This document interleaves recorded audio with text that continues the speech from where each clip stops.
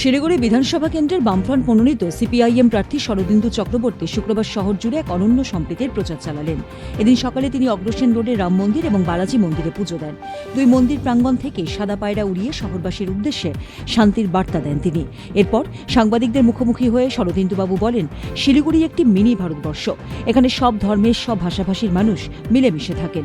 আমরা ধর্মবিরোধী নই, বরং ধার্মিক মানুষের প্রতি আমাদের চিরকাল শ্রদ্ধা রয়েছে। বামেদের নাস্তিকতা সংক্রান্ত প্রশ্নের উত্তরে তিনি স্পষ্ট জানান, নির্বাচনী বৈতরণী পার হওয়ার জন্য তারা ধর্মকে ব্যবহার করেন না। তার কথায়, ধর্মের নামে যারা বিভেদ তৈরি করতে চায়, আমরা তাদের বিরোধী।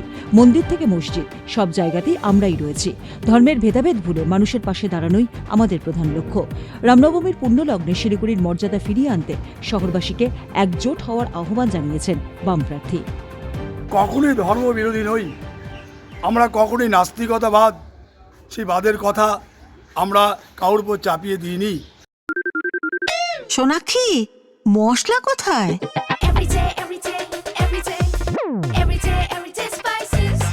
এভরিডে মশলা, দেশের স্বাদ। আমরা মানুষের ধর্মপ্রাণ ধার্মিক মানুষ। আমাদের দেশ বিভিন্ন সংস্কৃতির দেশ, আমাদের শিলিগুড়ি রাজ্য।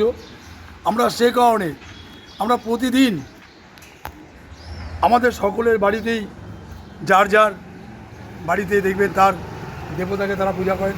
আমি বাড়ি থেকে সকালে বেরোনোর সময় আমি আমার মা বাবার পুজো করে বেরোই। মা বাবা আজকে নেই, আমি একটা শক্তি পাই সেখান থেকে। এবং একই সঙ্গে জনগণই শক্তির মূল আধার। তিনি যে অংশেই হোক না কেন, তিনি আর্থিকভাবে পিছিয়ে পড়া হতে পারেন, তিনি মধ্যবিত্ত হতে পারেন, বিত্তশালী হতে পারেন। আমরা জনগণই শক্তির আধার।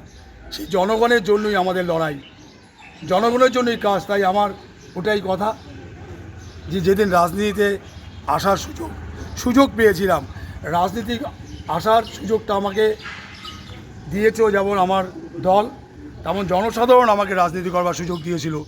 এবং রাজনৈতিক মঞ্চে এসে আমি মানুষের কাজ করবার যে সুযোগ পেয়েছি, তার জন্য আমি জনগণের কাছে কৃতজ্ঞ। শিলিগুড়ি থেকে তনুপ্রিয়া পালের রিপোর্ট, উত্তরবঙ্গ সংবাদ।